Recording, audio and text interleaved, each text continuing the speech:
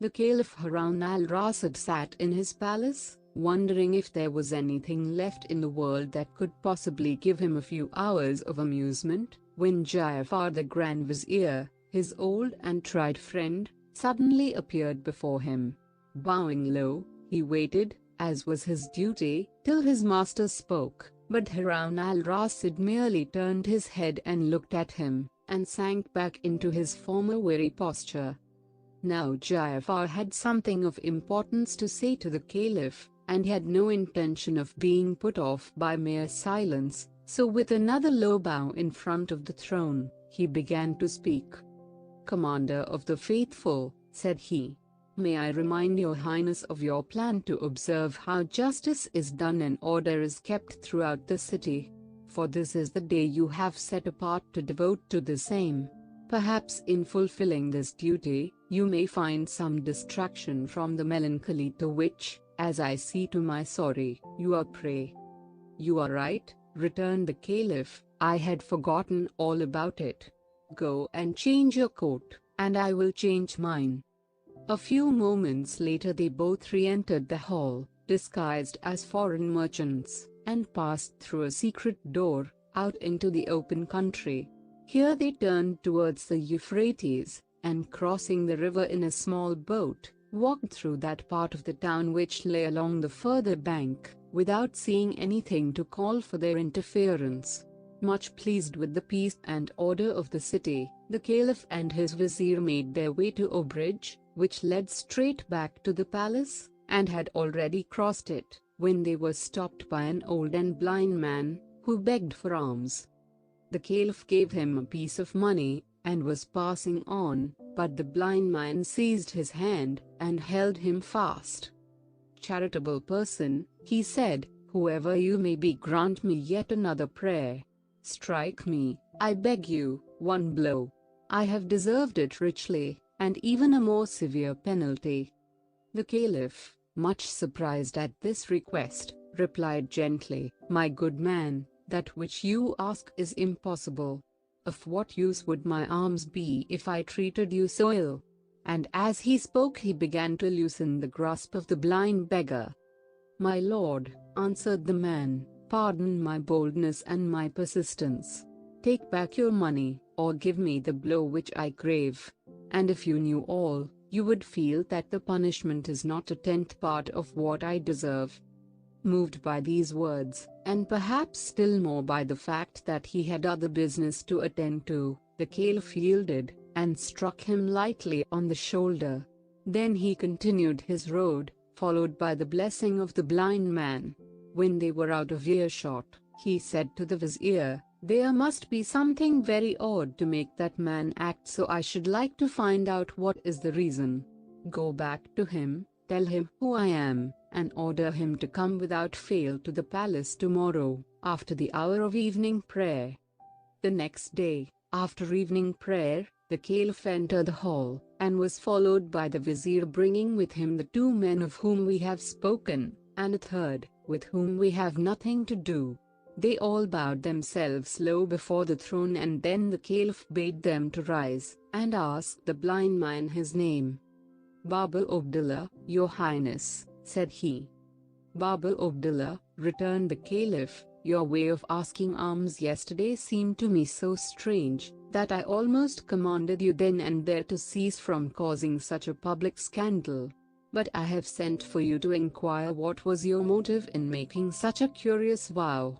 When I know the reason, I shall be able to judge whether you can be permitted to continue to practice it, for I cannot help thinking that it sets a very bad example to others.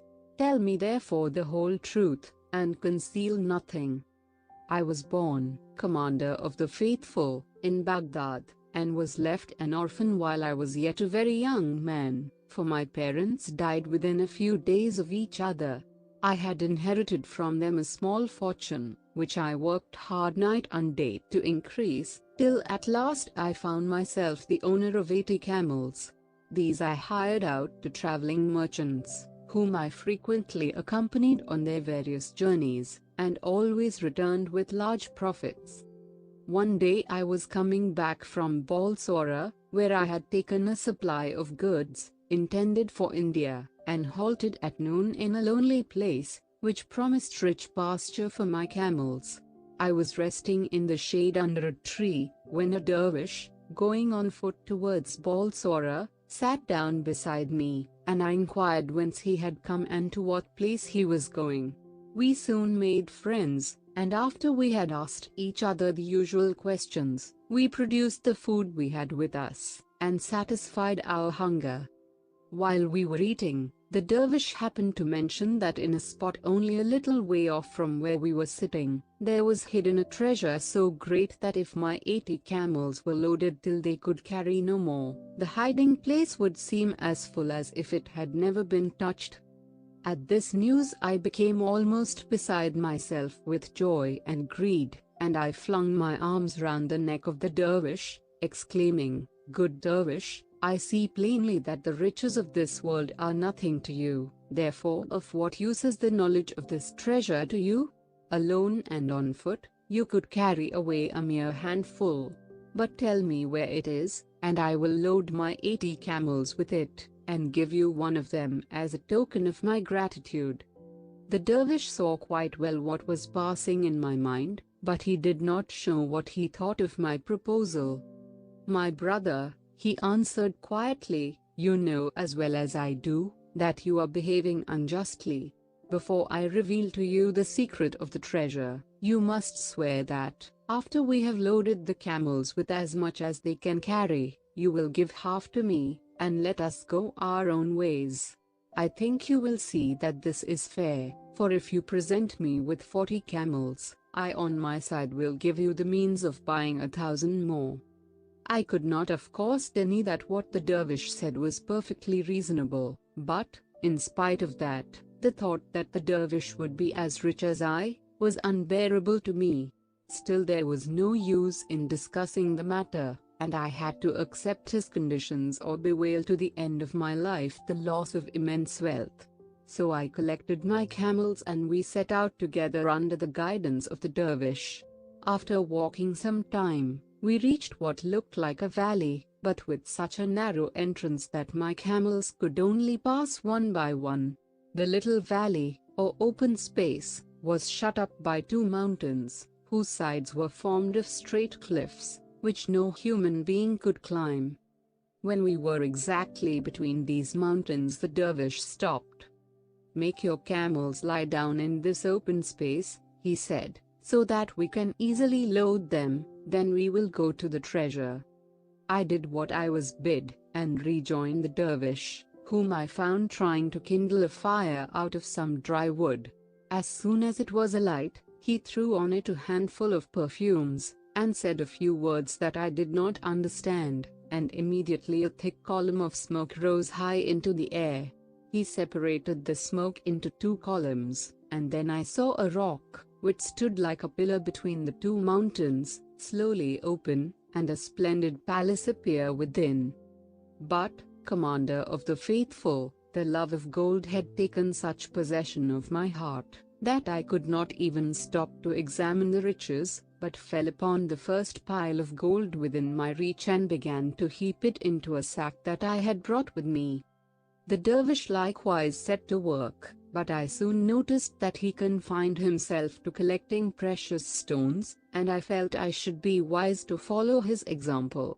At length the camels were loaded with as much as they could carry, and nothing remained but to seal up the treasure, and go our ways. Before this was done, however, the dervish went up to a great golden vase, beautifully chased, and took from it a small wooden box, which he hid in the bosom of his dress, merely saying that it contained a special kind of ointment. Then he once more lit the fire, threw on the perfume, and murmured the unknown spell, and the rock closed.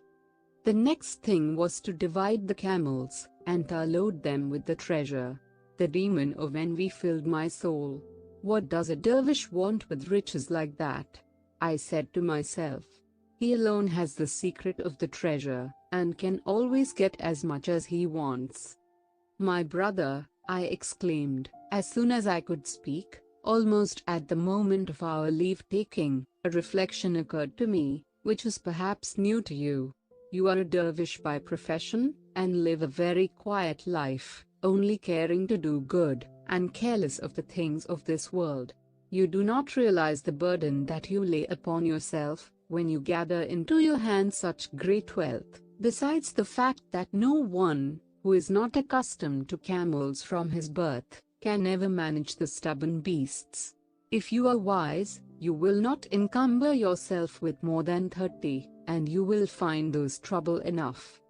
You are right, replied the dervish, who understood me quite well. I confess I had not thought about it. Choose any 10 you like, and drive them before you. I selected 10 of the best camels. I had got what I wanted, but I had found the dervish so easy to deal with, that I rather regretted I had not asked for 10 more. I looked back. He had only gone a few paces, and I called after him.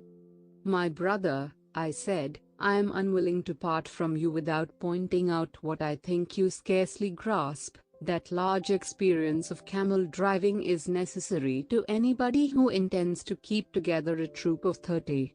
In your own interest, I feel sure you would be much happier if you entrusted 10 more of them to me, for with my practice it is all one to me if I take 2 or 100. As before, the dervish made no difficulties, and I drove off my 10 camels in triumph, only leaving him with 20 for his share. I had now 60, and anyone might have imagined that I should be content. But, Commander of the Faithful, there is a proverb that says, the more one has, the more one wants. So it was with me. I could not rest as long as one solitary camel remained to the dervish, and returning to him I redoubled my prayers and embraces, and promises of eternal gratitude, till the last 20 were in my hands. Make good use of them, my brother, said the holy man. Remember, riches sometimes have wings if we keep them for ourselves, and the poor are at our gates expressly that we may help them. My eyes were so blinded by gold, that I paid no heed to his wise counsel, and only looked about for something else to grasp. Suddenly I remembered the little box of ointment that the dervish had hidden, and which most likely contained a treasure more precious than all the rest. Giving him one last embrace, I observed accidentally, "What are you going to do with that little box of ointment?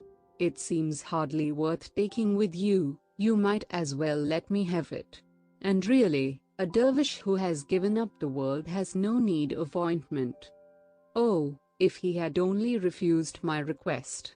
But then, supposing he had, I should have got possession of it by force, so great was the madness that had laid hold upon me. However, far from refusing it, the dervish at once held it out, saying gracefully, "Take it, my friend, and if there is anything else I can do to make you happy you must let me know." Directly the box was in my hands I wrenched off the cover. "As you are so kind," I said, "tell me, I pray you, what are the virtues of this ointment?" "They are most curious and interesting," replied the dervish. "If you apply a little of it to your left eye you will behold in an instant all the treasures hidden in the bowels of the earth. But beware lest you touch your right eye with it, or your sight will be destroyed forever." His words excited my curiosity to the highest pitch.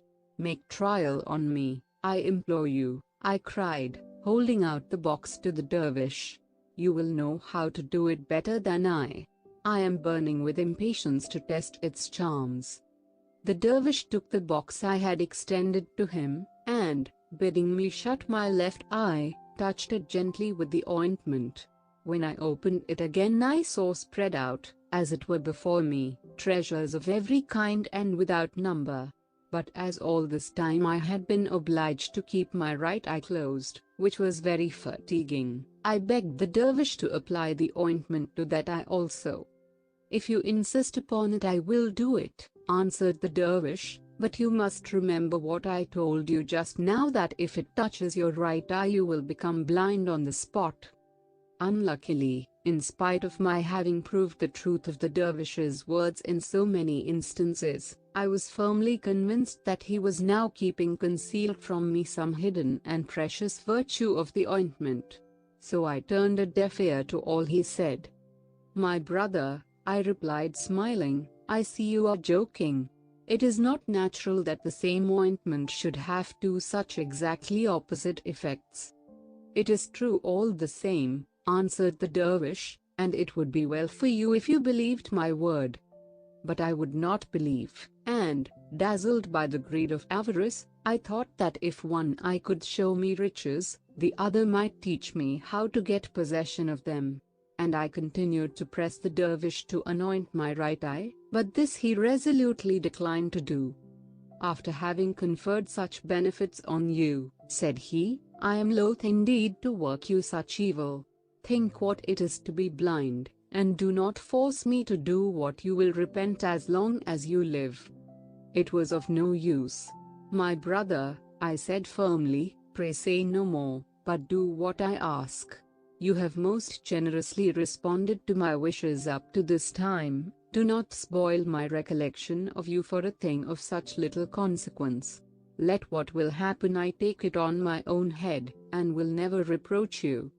"Since you are determined upon it," he answered with a sigh, "there is no use talking," and taking the ointment he laid some on my right eye, which was tight shut.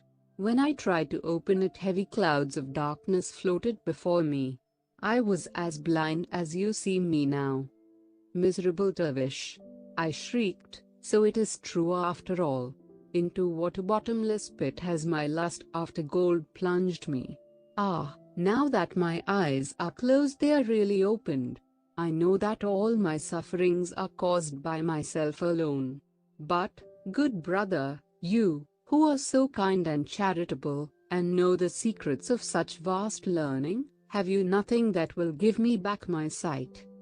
"Unhappy man," replied the dervish, "it is not my fault that this has befallen you, but it is a just punishment. The blindness of your heart has wrought the blindness of your body. Yes, I have secrets that you have seen in the short time that we have known each other. But I have none that will give you back your sight. You have proved yourself unworthy of the riches that were given you. Now they have passed into my hands, whence they will flow into the hands of others less greedy and ungrateful than you."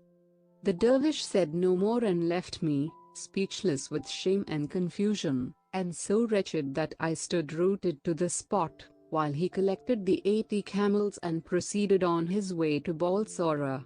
I should soon have been dead of hunger and misery if some merchants had not come along the track the following day and kindly brought me back to Baghdad.